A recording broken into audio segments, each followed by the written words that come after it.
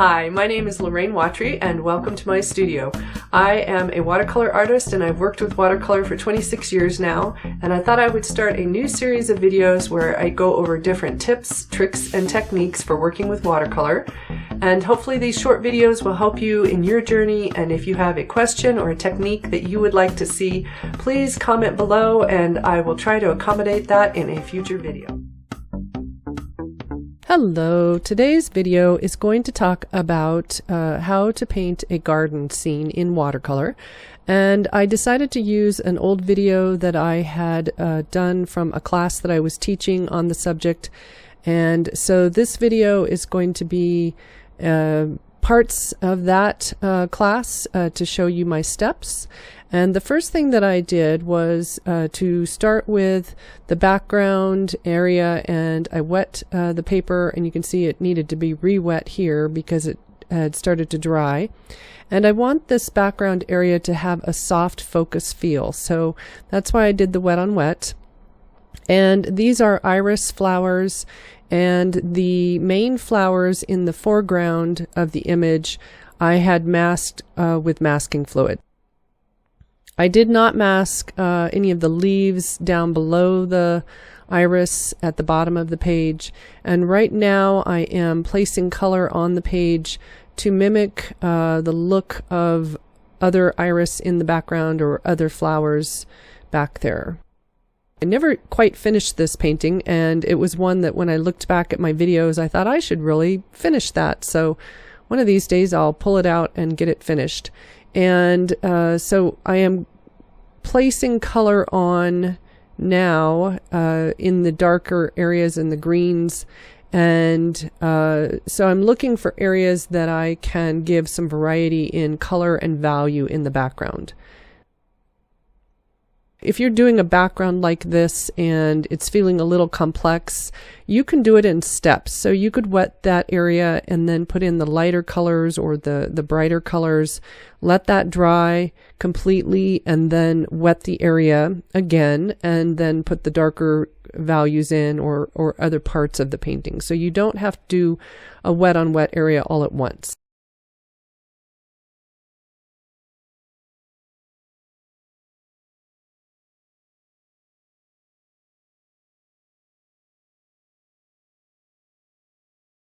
So in this bottom area, that's where all the leaves of the flowers are, and I decided to paint it on dry, but you could paint it on wet. And I am using a variety of green mixes, and I actually will be doing a video coming up on painting and mixing greens in watercolor, so I'm not going to discuss that right now, but you can see I'm kind of switching it between warmer greens and cooler areas, and just having that first coat be placed down. Now I am going in and I am basically negatively painting around the leaves that are lighter, and so that first coat was the value of the lightest or mid light area in those leaves. So you can go back and lift an area if you decide you didn't leave it light enough. So somewhere in the light to mid light area is a good value for that first color.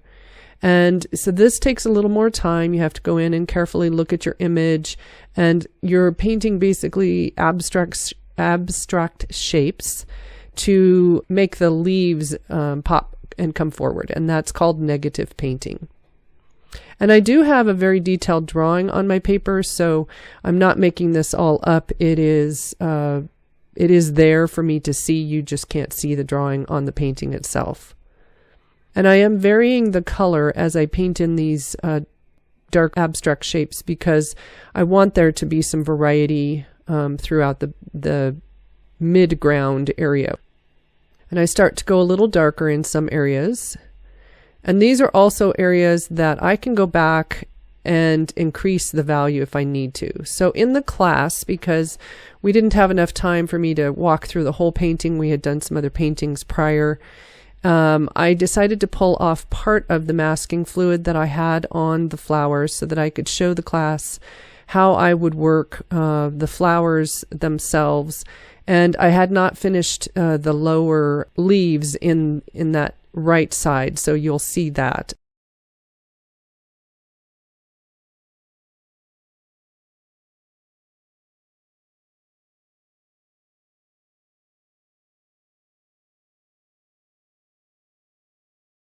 And then I just kind of broke my mask there so that it wouldn't tear the mask off of everywhere.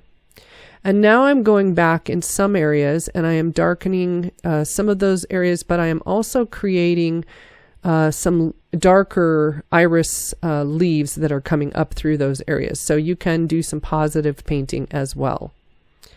Right in here, I start painting the flower itself, and I'm starting with layers that are lighter, and I'm leaving some of the white areas on the flower and just painting in that lightest value.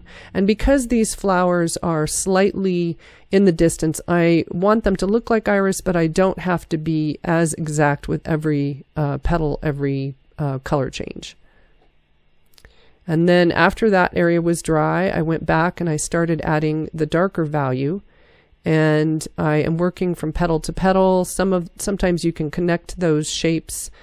And I'm also looking for hard and soft edges. So a second ago, I used a little water on my brush to soften an edge.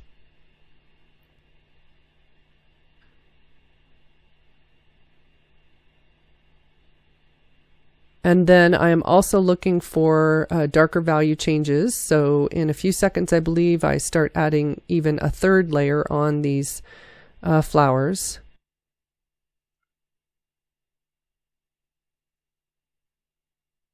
And then I'm using a brush to soften or clean up and possibly even lift a few lighter areas there. If you either paint around something and you didn't leave an area light enough, you can go back and lift or adjust an edge. And that's what that flat brush was. And then here I'm going ahead and darkening some of the values even more to give the flower more dimension. And putting in some of the stems, and then I'm giving them form by putting the shadow on that one side. Right now I've decided that I want to show how I can lift a leaf, and so I was going back with water.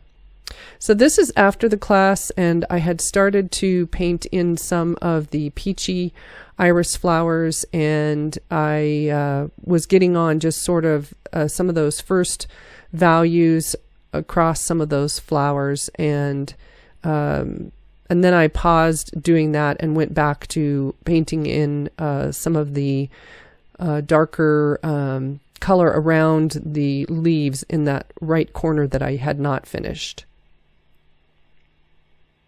I will be showing some of the garden paintings that I've done over time at the end of this video, and the first three are paintings that are like this painting where they're more detailed and I walk through the different layers.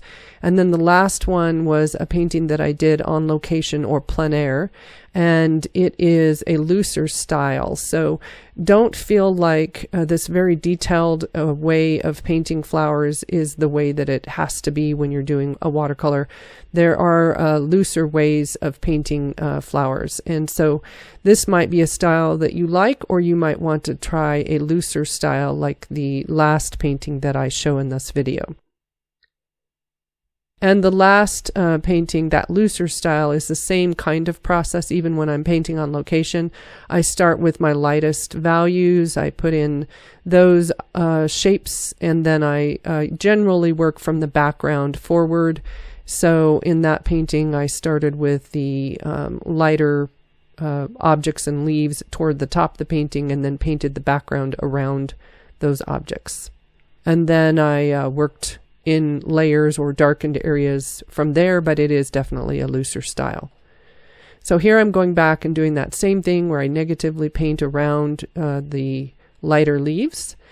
And I will now show you some of my paintings, and I hope you enjoyed this video and got an idea of how I would paint a garden scene. And if you have a tip, trick, or technique that you would like to see in watercolor, please comment below, and I will see you next time. Thanks. Bye.